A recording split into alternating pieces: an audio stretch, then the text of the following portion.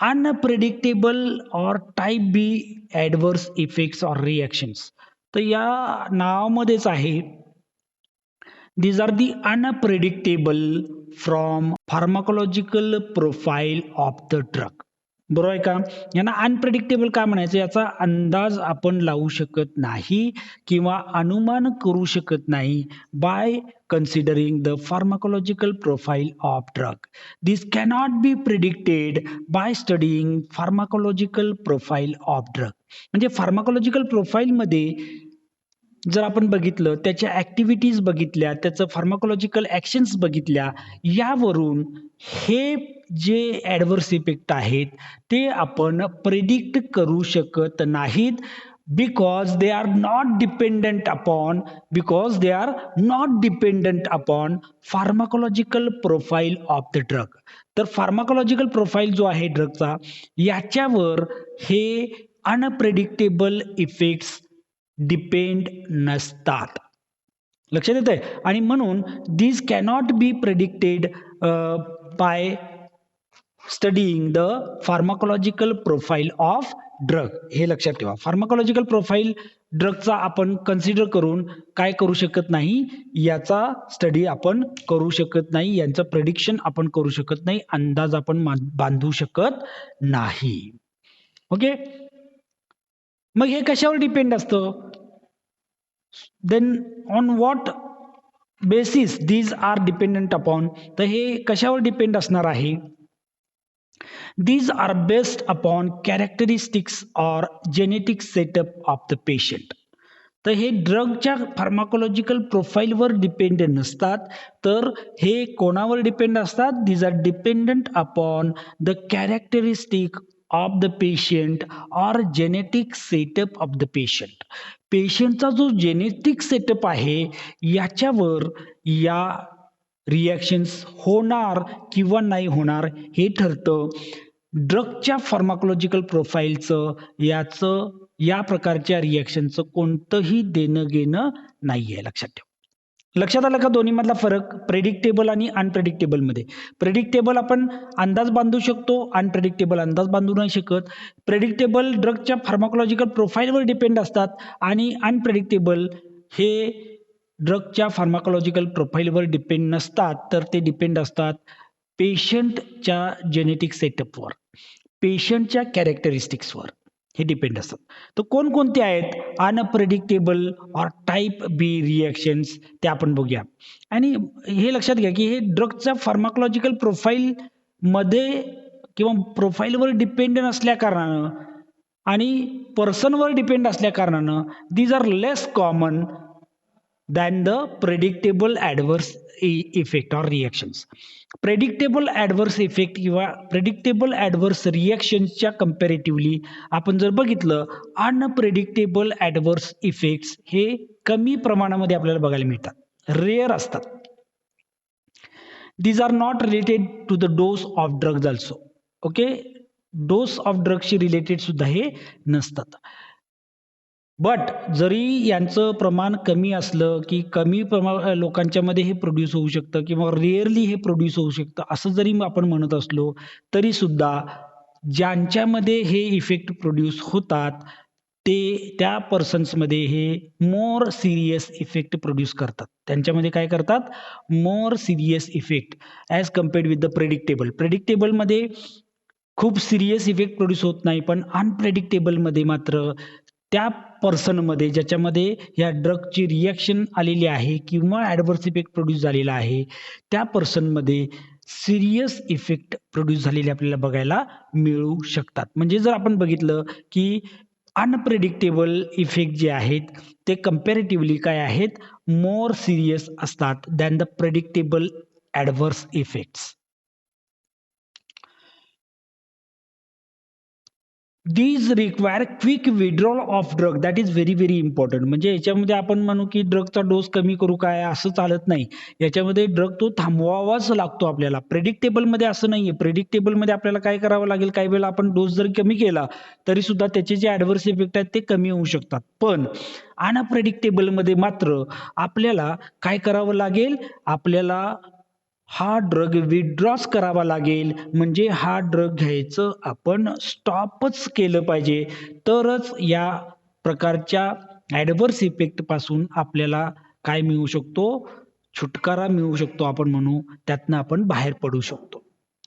Okay. आता याच्यामध्ये कोणकोणते ॲडव्हर्स इफेक्ट्स येतात बघा. इनटॉलरन्स, आता टॉलरन्स आपल्याला झालेला आहे, आता इथं इनटॉलरन्स आपण बघतो. नंतर आयडिओसिन्क्रेसी किंवा इडिओसिन्क्रेसी असं सुद्धा म्हटलं जातं. Then photosensitivity, allergy, these are the different unpredictable adverse effects produced by the drug. Okay. In unpredictable adverse effects of the drug, first we are going to discuss about intolerance. पहिल्यांदा आपण काय डिस्कस करतोय, पहिला unpredictable adverse effect आपण discuss करतोय, that is intolerance. Now intolerance is opposite to that of tolerance. Tolerance म्हणजे काय, tolerance म्हणजे काय, टॉलरन्स म्हणजे सहन क्षमता, म्हणजे ड्रग सहन करण्याची क्षमता जास्त असेल तर त्या पर्सनमध्ये त्या ड्रगसाठी टॉलरन्स निर्माण झाला असं आपण म्हणू शकतो. मग इनटॉलरन्स म्हणजे काय असेल बाळांनो, it is opposite to the tolerance. टॉलरन्सच्या काय असणार आहे, अपोजिट असणार आहे. बरोबर आहे ना, जागे आहात बाळांनो. तर तो इनटॉलरन्स समजते का, म्हणजे सहन करण्याची क्षमता, ड्रगला सहन करण्याची क्षमता कमी असेल तर त्याला आपण इनटॉलरन्स असं म्हणतो.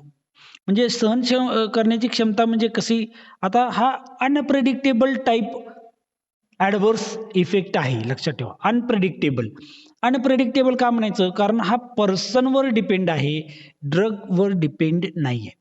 ओके. नॉर्मल थेरॅपेटिक डोस जो आपण एखाद्या ड्रगचा काढलेला असतो, तो नॉर्मली सर्व पर्सन्समध्ये टॉलरेट होत असतो, त्याच्यामध्ये आपल्याला पाहिजे तेवढा इफेक्ट ते तिथं मिळत असतो. ॲडव्हर्स इफेक्ट त्या इंडिव्हिज्युअल्समध्ये प्रोड्यूस होत नसतात काही, पण एखाद्या पर्सनमध्ये त्या डोसमध्ये तो ड्रग दिला तर मात्र त्या थेरॅपेटिक डोसमध्ये सुद्धा टॉक्झिक इफेक्ट्स काय होऊ शकतात, त्या इंडिव्हिज्युअलमध्ये प्रोड्यूस होऊ शकतात त्या ड्रगचे. म्हणजे डोस दिलाय थेरॅपेटिक डोस, पण तरीसुद्धा त्या इंडिव्हिज्युअलमध्ये त्या ड्रगचे टॉक्झिक इफेक्ट्स प्रोड्यूस होऊ शकतात. म्हणजे त्या पर्सनमध्ये तो ड्रग सहन करण्याची क्षमता काय आहे, कमी आहे, आणि यालाच आपण इनटॉलरन्स असं म्हणतो. समजतंय का. Okay, appearance of toxic effects of a drug in an individual even at therapeutic doses. म्हणजे थेरॅपेटिक डोस जरी आपण दिला तरी सुद्धा त्या थेरॅपेटिक डोसमध्ये सुद्धा काय होणार आहे, टॉक्झिक इफेक्ट त्या इंडिव्हिज्युअलमध्ये प्रोड्यूस होत असेल त्या ड्रगचा, तर तो एक पर्सन आहे की ज्या पर्सनमध्ये तो ड्रग टॉलरेट होत नाही आणि त्याच्यामध्ये टॉक्झिसिटी प्रोड्यूस होते ॲट द थेरॅपेटिक डोस ऑल्सो. पण तोच थेरॅपेटिक डोस बाकीच्या इंडिव्हिज्युअलला दिल्यानंतर त्या बाकीच्या इंडिव्हिज्युअलमध्ये मात्र टॉक्झिक इफेक्ट्स प्रोड्यूस होत नाहीत. अशा वेळी ज्या पर्सनमध्ये असे टॉक्झिक इफेक्ट थेरॅपेटिक डोसमध्ये प्रोड्यूस होतात, त्या पर्सनमध्ये त्या ड्रगसाठी इनटॉलरन्स आहे असं आपण म्हणू शकतो. ओके. आणि हे अपोजिट टू टॉलरन्स मी सांगितलंय, सहन करण्याची क्षमता कमी असणं, आणि टॉलरन्स म्हणजे सहन जास्त व्हायला लागतो drug. The person has low threshold to the actions of drug. म्हणजे लो थ्रेशोल्ड म्हणजे काय, कमी डोसमध्ये ड्रगचे इफेक्ट या इंडिव्हिज्युअलने प्रोड्यूस व्हायला लागतात, किंवा कमी डोसमध्ये सुद्धा टॉक्झिक इफेक्ट या ड्रगचे त्या इंडिव्हिज्युअलमध्ये प्रोड्यूस व्हायला लागतात. याला आपण काय म्हणतो, इनटॉलरन्स असं म्हणतो. एक्झाम्पल बघा, a single normal therapeutic dose of triflupromazine induces muscular dystonia in some individuals. So muscular dystonia is the toxic effect of triflupromazine. म्हणजे ट्रायफ्लुप्रोमॅझिनचा टॉक्सिक इफेक्ट कुठला आहे, तर मस्क्युलर डिस्टोनिया, मसलचा टोन नाहीसा होणं, ज्याला आपण मस्क्युलर डिस्टोनिया असं म्हणतो. तर मस्क्युलर डिस्टोनिया कधी होईल इंडिव्हिज्युअलमध्ये, नॉर्मल इंडिव्हिज्युअलमध्ये, तर टॉक्सिक डोसमध्ये ड्रग घेतला, तर टॉक्सिक लेवलमध्ये ड्रग घेतला ट्रायफ्लुप्रोमॅझिन, तर प्रोड्यूस व्हायला पाहिजे. पण काही इंडिव्हिज्युअलमध्ये मात्र थेरॅपेटिक डोस जरी दिला ट्रायफ्लुप्रोमॅझिनचा, तरी सुद्धा त्या पर्सनमध्ये मस्क्युलर डिस्टोनिया नावाचा टॉक्सिक इफेक्ट प्रोड्यूस होणार आहे. तर आपण म्हणू शकतो की तो इंडिव्हिज्युअल, त्या इंडिव्हिज्युअलमध्ये ट्रायफ्लुप्रोमॅझिनसाठी इनटॉलरन्स आहे. समजलं example? Now next adverse effect, unpredictable adverse effect is idiosyncrasy किंवा आयडिओसिनक्रेसी असं सुद्धा आपण म्हणतो. तर इडिओसिनक्रेसी म्हणजे काय आहे बघा. Genetically it is a genetically determined abnormal reactivity of an individual to a chemical. तर जेनेटिक डिफेक्ट जे असतात, जेनेटिक डिफेक्ट इंडिव्हिज्युअलमध्ये, याच्यामुळं त्या इंडिव्हिज्युअलमध्ये एखादा ड्रग दिल्यानंतर खूप ॲबनॉर्मल असे इफेक्ट प्रोड्यूस व्हायला लागतील. नॉर्मली ते नॉर्मल इंडिव्हिज्युअलमध्ये प्रोड्यूस होत नाहीत.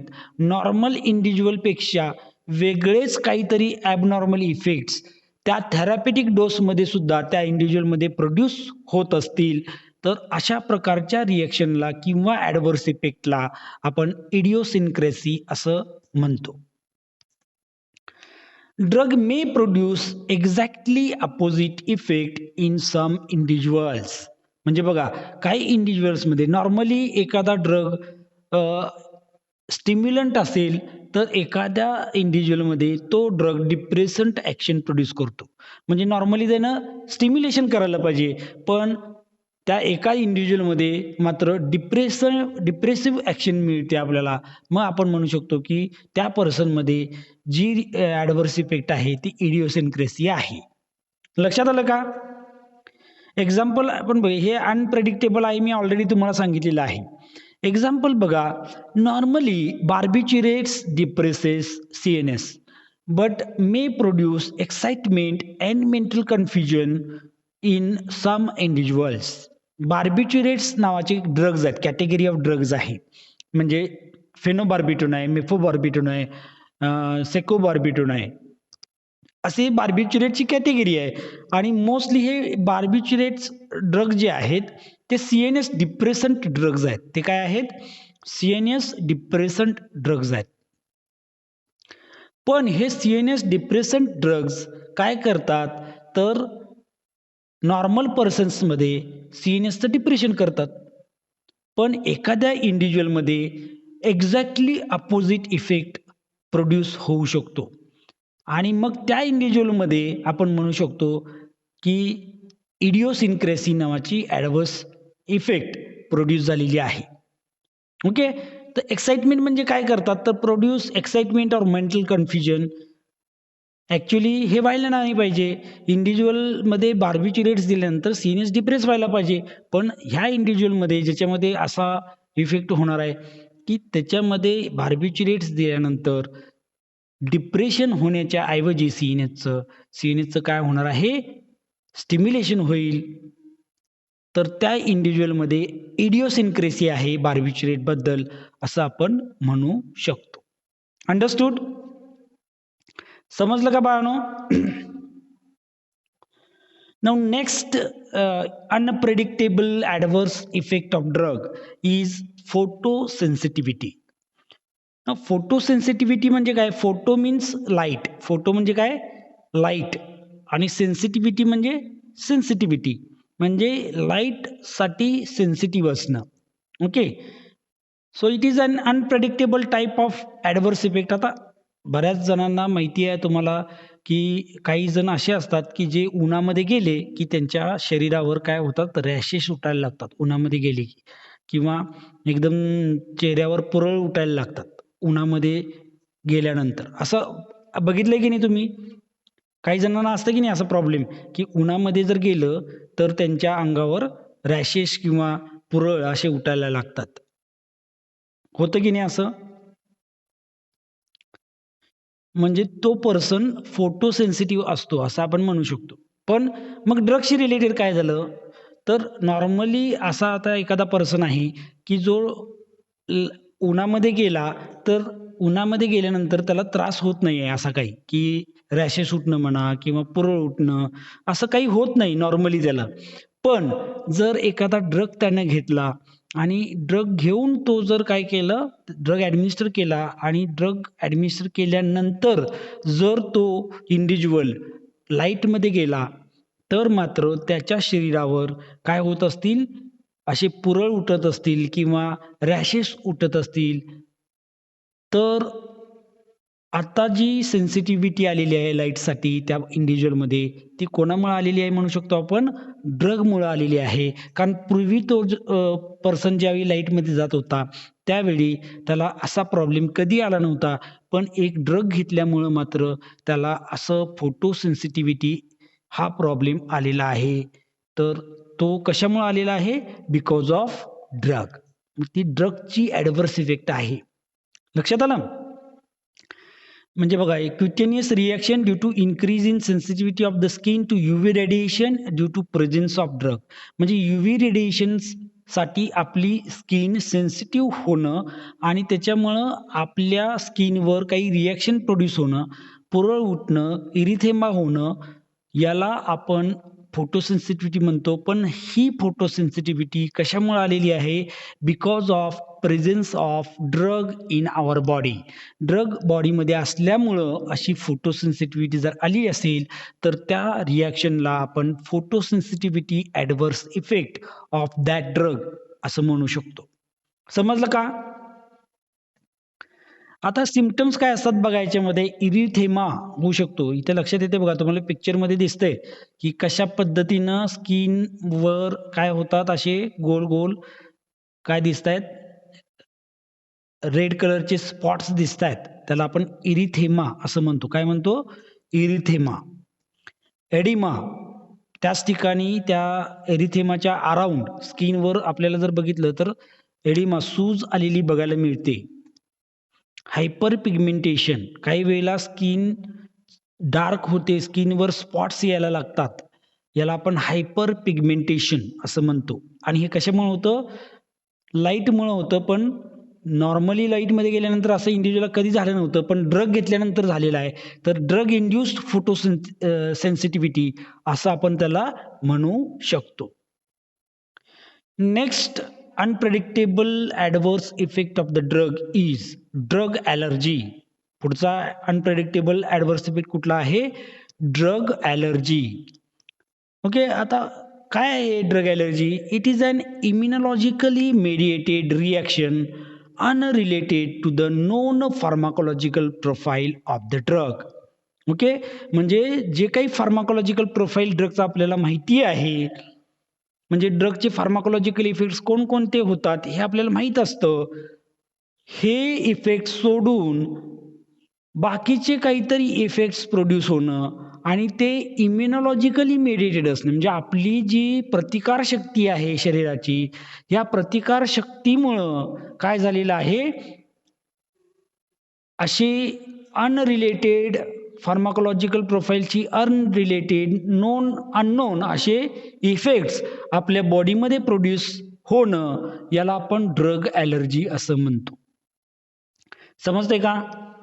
हा लक्षात घ्या. इम्युनॉलॉजिकली मेडिएटेड म्हणजे आपली इम्युन सिस्टीम जी आहे, आपली जी प्रतिकारशक्ती आहे, याच्या थ्रू डेव्हलप झालेली रिॲक्शन आहे.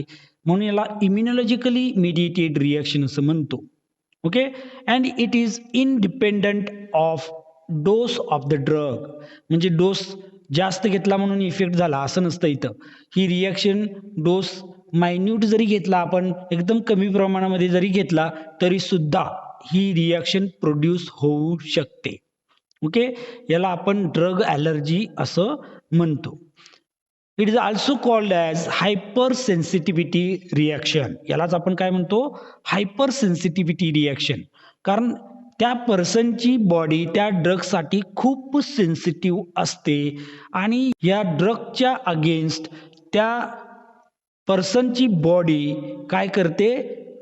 काही रिॲक्शन प्रोड्यूस करते, इम्युनॉलॉजिकल रिस्पॉन्स प्रोड्यूस करते, प्रतिकार करते या ड्रगला आणि त्या प्रतिकारातून काही इफेक्ट्स प्रोड्यूस होतात. त्याला आपण ड्रग ॲलर्जी असं म्हणतो. लक्षात आलं का? म्हणजे बघा, this drug when enter in that individual की ज्या ड्रगची त्या पर्सनला ॲलर्जी आहे त्या पर्सनमध्ये ज्यावेळी हा ड्रग जातो, that drug it is treated as foreign particle. तो फॉरेन पार्टिकल म्हणून ट्रीट केला जातो आणि फॉरेन पार्टिकल म्हणून ट्रीट केल्यानंतर तो बाहेरून आलेला सबस्टन्स आहे, आपल्याला त्रास देणारा सबस्टन्स आहे असं आपली बॉडी समजते आणि आपली बॉडी त्याच्या अगेन्स्ट काय करते, प्रतिकार शक्तीचा वापर करते आणि ही प्रतिकार होत असताना काही केमिकल सबस्टन्सेस रिलीज केले जातात आणि ह्या केमिकल सबस्टन्सेस जे रिलीज झालेले आहेत यांच्यामुळं आपल्या शरीरामध्ये काही इफेक्ट्स प्रोड्यूस होतात, ज्याला आपण ॲलर्जी असं म्हणतो. ओके, बघूया आपण ॲलर्जी काय आहे, ॲलर्जीचे प्रकार कोणकोणते आहेत. ओके, तर allergy, drug allergy, it is divided into two types mainly.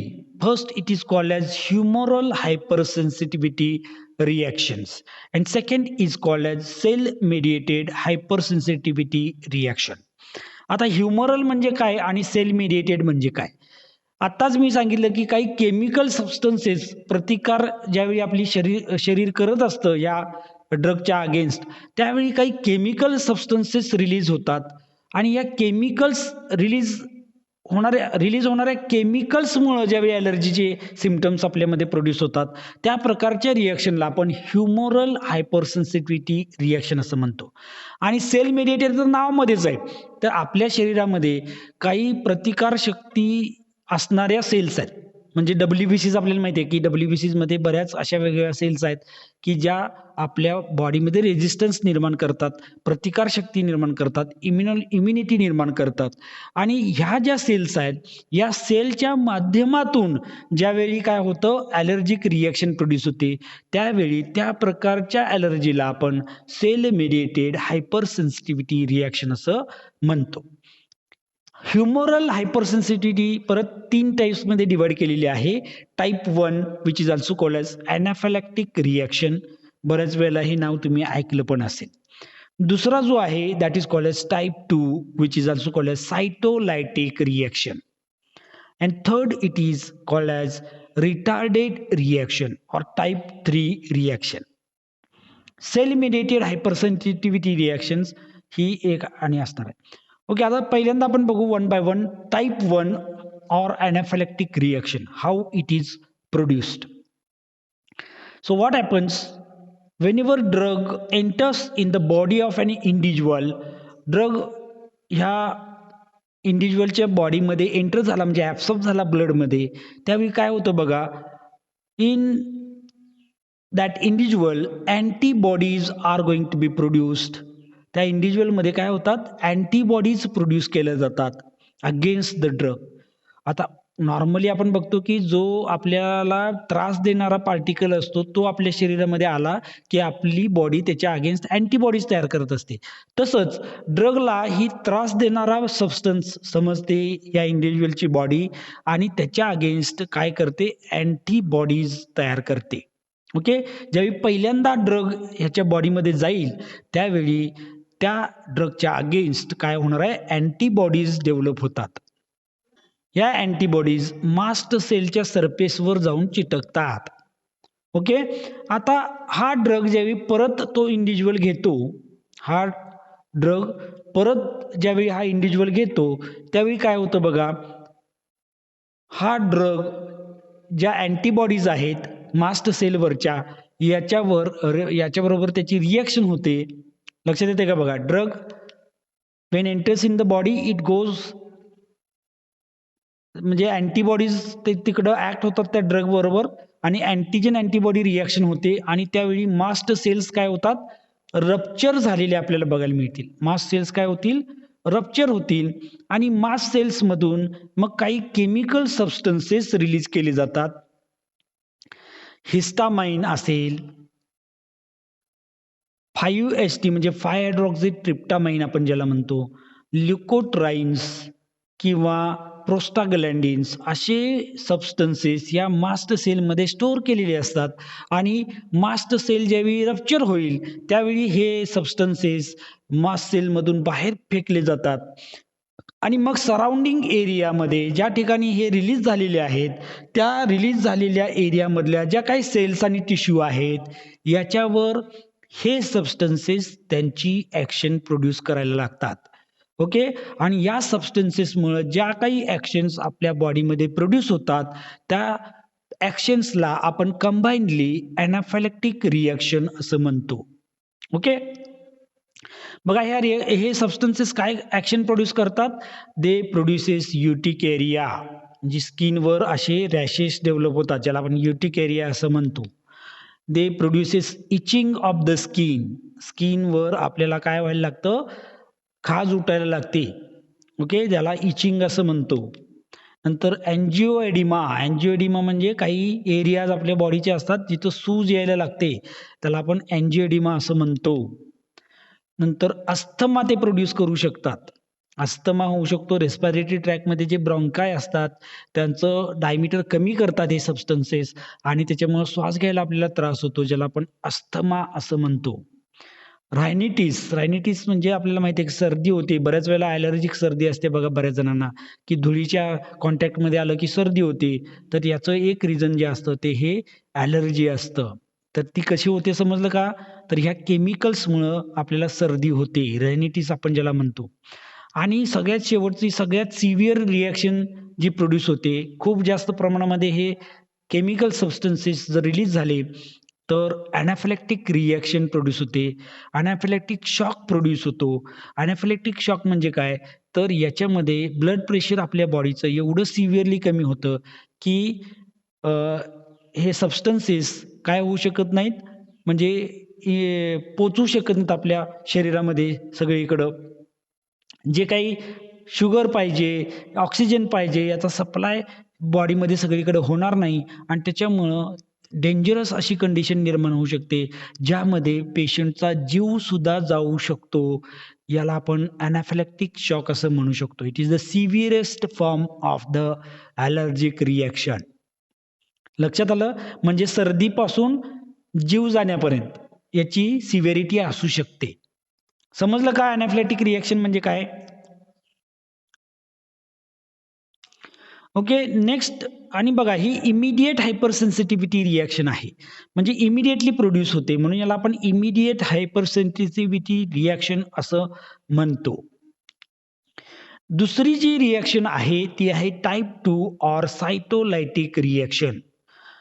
दुसरी सायटोलायटिक रिॲक्शनमध्ये काय होतं बघा, drug when administered into the individual काय होईल, ड्रग ब्लडमध्ये जाईल इंडिव्हिज्युअलच्या आणि मग काय होतं की ड्रग ब्लडमध्ये गेला की it attaches to different cells of our body. आपण कन्सिडर करू की आरबीसीजला तो बाइंड झाला आहे असं कन्सिडर करू आपण.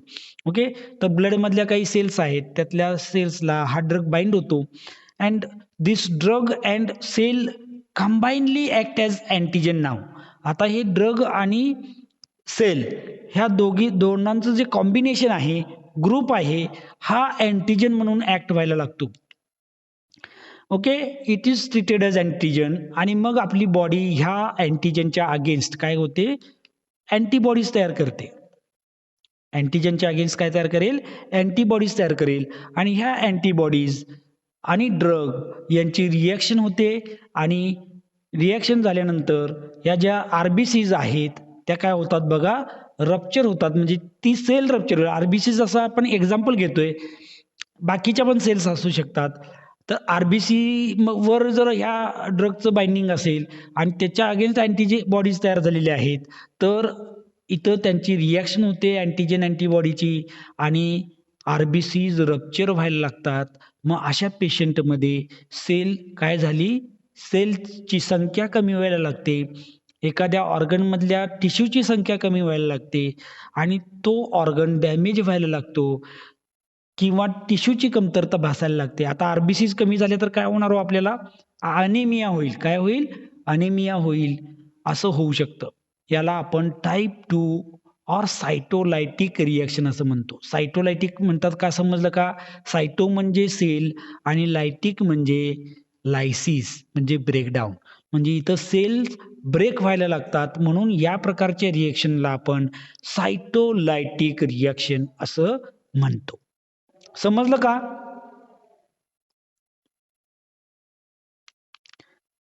याच्यामुळे काय-काय सिम्प्टम्स प्रोड्यूस होऊ शकतात बघा. हिमोलायसिस होईल जर आर-बी-सीजला जे सेल्स जॉइन झालेले असतील. अप्लास्टिक अॅनिमिया होऊ शकतो. ड्रगमुळे होणारा अॅनिमिया त्याला आपण अप्लास्टिक अॅनिमिया असं म्हणतो. थ्रोम्बोसाइटोपेनिया म्हणजे थ्रोम्बोसाइटला जर ड्रग अटॅच होत असेल आणि then that combination is treated as antigen तर त्यावेळी थ्रोम्बोसाइट जे आहेत आपल्या सेल्समध्ये किंवा बॉडीमध्ये या थ्रोम्बोसाइटची संख्या कमी व्हायला लागेल कारण त्या रप्चर होतील. याला आपण थ्रोम्बोसाइटोपेनिया असं म्हणू शकतो. अग्रॅन्युलोसाइटोसिस म्हणजे ग्रॅन्युलोसाइट्स जे आहेत आपल्या सेल्समधल्या या ग्रॅन्युलोसाइट्सला ड्रग अटॅच होतो आणि ते कॉम्बिनेशन काय म्हणून ॲक्ट होतं? अँटीजन म्हणून ॲक्ट होतं आणि त्याच्या अगेन्स्ट अँटीबॉडीज तयार होतात आणि मग अँटीजन अँटीबॉडी रिॲक्शन झाल्यानंतर ग्रॅन्युलोसाइटची संख्या आपल्या बॉडीमध्ये कमी व्हायला लागते किंवा ग्रॅन्युलोसाइट्स ब्लडमध्ये बनून अब्सेंट व्हायला लागतात. यालाच आपण अग्रॅन्युलोसाइटोसिस असं म्हणतो. अग्रॅन्युलोसाइटोसिस, थ्रोम्बोसाइटोपेनिया, अप्लास्टिक अॅनिमिया, हिमोलायसिस हे सगळं तुम्हाला HAPमध्ये लास्ट इयरला झालेलं आहे. आता हे ब्लडमधल्या सेल्स झाल्या, पण एखाद्या किडनीच्या सेल्सला, नेफ्रॉनला ड्रग बाइंड होत असेल, तर त्यावेळी काय होईल हो? किडनी डॅमेज व्हायला लागेल. म्हणजे ऑर्गन डॅमेज सुद्धा याच्यामध्ये होऊ शकतो. लिव्हरच्या सेलला जर ड्रग बाइंड होत असेल आणि तो अँटीजन म्हणून ट्रीट होत असेल, तर त्यावेळी लिव्हरच्या सेल्सचं डॅमेज व्हायला लागेल, लिव्हर डॅमेज व्हायला लागेल. लक्षात येतंय? तर ऑर्गन डॅमेज होण्याची सुद्धा शक्यता या प्रकारच्या रिएक्शनमुळं होऊ शकते. ओके? आता ती काही फास्ट रिएक्शन होत नाही. खूप इमिजिएट रिएक्शन नसते. आता तिसरी जी रिएक्शन आहे that is type 3 reaction or it is also called as retarded reaction. Okay. Retarded reaction म्हणजे काय बघा, ब्लड व्हेसल्समध्ये ड्रग ज्यावेळी एंटर होतो, ओके, तर ऑलरेडी ब्लडमध्ये काही सर्क्युलेटिंग अँटीबॉडीज असतात. म्हणजे त्या ड्रग्सची स्पेसिफिक अँटीबॉडीज नाही आहेत. ह्या अँटीबॉडीज आपल्या बॉडीमध्ये प्रेझेंट असतात. म्हणजे काही एखादा फॉरेन पार्टिकल आपल्या बॉडीमध्ये आला जो स्पेसिफिक नाही आहे, तर त्याला किल करायचं, त्याला डॅमेज करायचं काम ह्या सर्क्युलेटिंग अँटीबॉडीज करत असतात. ओके. तर ड्रग ज्यावेळी आपल्या बॉडीमध्ये काय होतो, एंटर होतो, ब्लडमध्ये एंटर होतो, त्यावेळी या ज्या काही सर्क्युलेटिंग अँटीबॉडीज आहेत, म्हणजे ज्या ड्रगची स्पेसिफिक अँटीबॉडीज नाही आहेत. आतापर्यंत आपण मगाच्या 2 केसेसमध्ये काय बघितलं, की ड्रग आतमध्ये आल्यानंतर ड्रगच्या अगेन्स्ट स्पेसिफिक अँटीबॉडीज तयार होतात. इथं मात्र तशा स्पेसिफिक अँटीबॉडीज तयार होत नाहीत. ऑलरेडी आपल्या बॉडीमध्ये काही सर्क्युलेटिंग अँटीबॉडीज असतात, ब्लडमध्ये सर्क्युलेटिंग अँटीबॉडीज असतात, ज्या WBCजनं तयार केलेल्या असतात. ह्या सर्क्युलेटिंग अँटीबॉडीज ह्या ड्रग बरोबर काय होतात, रिॲक्ट होतात आणि या सर्क्युलेटिंग अँटीबॉडीजला ड्रग काय झाला, बाइंड झाला, की ह्या अँटीबॉडीज एकत्र येतात. ओके. आणि सेल वॉलला एखाद्या ठिकाणी एकत्र येतात आणि मग त्या ठिकाणी अँटीजन अँटीबॉडी रिएक्शन घडते आणि मग काही सिम्प्टम्स प्रोड्यूस होतात. त्याला आपण रिटार्डेड रिएक्शन असं म्हणतो. मोस्टली नॉन स्पेसिफिक अँटीबॉडीज आहेत. मी सांगितलं तुम्हाला, की ड्रगसाठी स्पेसिफिक अँटीबॉडीज नसतात. या आपल्या बॉडीमध्ये ऑलरेडी सर्क्युलेटिंग होणाऱ्या अँटीबॉडीज आहेत. डेव्हलप्स अशा प्रकारची रिएक्शन स्लोली डेव्हलप होते म्हणून याला रिटार्डेड रिएक्शन असं म्हणतो. आणि ही रिएक्शन झाल्यामुळं काय इफेक्ट होतात बघा, रॅशेस प्रोड्यूस व्हायला लागतात आपल्या स्किनवर. त्याच्यानंतर इन्फ्लमेशन होतं, आपल्याला सूज येते, इन्फ्लमेशन होऊ शकतं. अशा प्रकारची रिएक्शन इथं होऊ शकते. ओके. समजलं का रिटार्डेड रिएक्शन? आणि आता आपण शेवटची रिएक्शन बघतोय जी सेल मेडिटेड असते. Type 4 or it is also called as delayed hypersensitivity reaction. तर बघा काय आहे, याच्यामध्ये ब्लड व्हेसल्स आहेत. बोन मॅरो दिसतोय आपल्याला आणि थायमस ग्लँड दिसते. या तिन्हीची इन्व्हॉल्वमेंट त्याच्यामध्ये असते. तर ड्रग बघा ब्लडमध्ये ग्रॅन्युलोसाइट्स असतात. ड्रगमध्ये काय असतात? ग्रॅन्युलोसाइट्स असतात. ड्रग ज्यावेळी आपल्या ब्लडमध्ये येतो, व्हॉट हॅपन्स की ड्रग ब्लडमधून बोन मॅरोमध्ये एंटर होतो आणि बोन मॅरोमध्ये काय होतात की या ड्रगच्या against drug specific T lymphocytes तयार केले जातात. आपल्याला माहिती आहे बोन मॅरोमध्ये ब्लड सेल्स तयार होतात आणि लिम्फोसाइट ही एक प्रकारची ब्लड सेल आहे आणि ही ब्लड सेल कुठं तयार होईल? बोन मॅरोमध्ये तयार होत असते. पण ड्रग ज्यावेळी बोन मॅरोमध्ये जातो त्या ड्रगच्या अगेन्स्ट स्पेसिफिक अशा लिम्फोसाइट्स तयार होतात. यांना आपण ड्रग स्पेसिफिक टी लिम्फोसाइट्स असं म्हणतो. ह्या लिम्फोसाइट्स काय होतात बघा, तयार झालेले लिम्फोसाइट्स थायमस ग्लँडमध्ये जातात आणि या थायमस ग्लँडमध्ये गेल्यानंतर ह्या अँटीबॉडीज या थायमस ग्लँडमध्ये मॅच्युअर झालेले आपल्याला बघायला मिळतात. समजतंय का? म्हणजे ड्रग पहिल्यांदा ब्लडमध्ये येईल, ब्लडमधून बोन मॅरोमध्ये जाईल, तिथं ड्रग स्पेसिफिक टी लिम्फोसाइट्स तयार होतील ज्या इमॅच्युअर असतील आणि मग ब्लडमधून परत ह्या थायमस ग्लँडमध्ये जातील आणि थायमस ग्लँडमध्ये गेल्यानंतर त्यांचं मॅच्युरेशन होतं आणि ह्या मॅच्युअर झालेल्या टी लिम्फोसाइट ज्या आहेत त्या आता होतात एंटर ब्लडमध्ये आणि मग ज्यावेळी परत ड्रग आपण ॲडमिनिस्टर करतो त्यावेळी ड्रग ब्लडमध्ये आला रे आला की ह्या ज्या टी लिम्फोसाइट्स तयार झालेल्या आहेत या टी लिम्फोसाइट्स ड्रग बरोबर रिॲक्ट होतात. बघा ड्रग बरोबर या टी लिम्फोसाइट्स रिॲक्ट होतात आणि एक केमिकल सबस्टन्स रिलीज करतात ज्याला आपण लिम्फोकायनेज असं म्हणतो आणि लिम्फोकायनेज काय करतात? ग्रॅन्युलोसाइट्सला एकत्र आणतात म्हणजे ग्रॅन्युलोसाइटचा ग्रुप तयार करतात. कशामुळे? ह्या लिम्फोकायनेजमुळे काय तयार होतो? ग्रॅन्युलोसाइटचा ग्रुप तयार होतो. बघा तुम्हाला हे परत आणि दाखवतोय मी.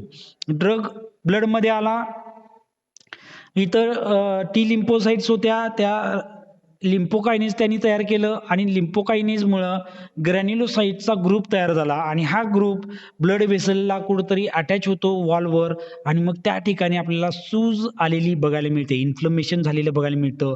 या प्रकारच्या रिॲक्शनला type 4 hypersensitivity reaction or delayed hypersensitivity reaction असं म्हणतो. कारण ही प्रोसिजर व्हायला हे जे काही टी लिम्फोसाइट्स तयार व्हायला खूप वेळ लागतो. काही दिवस लागतात. ओके, म्हणून या प्रकारच्या रिॲक्शनला आपण डिलेड हायपर सेन्सिटिव्हिटी रिॲक्शन असं सुद्धा म्हणतो. काय सिम्पटम्स? डर्मॅटायटिस म्हणजे स्किनला इन्फ्लमेशन होणं. डर्मा म्हणजे स्किन आणि टिस असेल शेवट तर इन्फ्लमेशन. तर इन्फ्लमेशन ऑफ स्किन, रॅशेस मगाशी सांगितल्या पद्धतीनं रॅशेस पण डेव्हलप होतील. काही वेळेला फिवर प्रोड्यूस होऊ शकतो, ताप येऊ शकतो आणि फोटोसेन्सिटायझेशन होऊ शकतं. आता फोटोसेन्सिटायझेशन म्हणजे आपल्याला ऑलरेडी झालेलं आहे. असा पर्सन जर लाईटच्या कॉन्टॅक्टमध्ये आला तर काय होतं? त्याच्या शरीरावर पुरळ उठायला लागतात, रॅशेस उठायला लागतात. त्याला आपण फोटोसेन्सिटिव्हिटी असं म्हणतो. समजलं का? टाईप 4 समजलं का? Delayed हायपरसेन्सिटिव्हिटी reaction. ओके, तर हा जो आपण ॲडव्हर्स ड्रग इफेक्ट हा चॅप्टर बघतोय याच्यामध्ये आपण काय काय बघितलं बघा. ॲडव्हर्स ड्रग इफेक्टची डेफिनिशन आपण पहिल्यांदा बघितली, मग त्याचे टाईप्स बघितले. ओके, प्रेडिक्टेबल आणि अनप्रेडिक्टेबल. आणि प्रेडिक्टेबल वेगवेगळे जे रिॲक्शन्स आहेत त्या आपण इन डिटेल स्टडी केल्या. त्याच्यानंतर अनप्रेडिक्टेबल वेगवेगळ्या रिॲक्शन्स आपण इन डिटेल स्टडी केलेले आहेत with the example. Okay, thank you for listening me patiently, and you know that you have to subscribe this channel and click on bell icon, and this is my email address where you can ask your queries.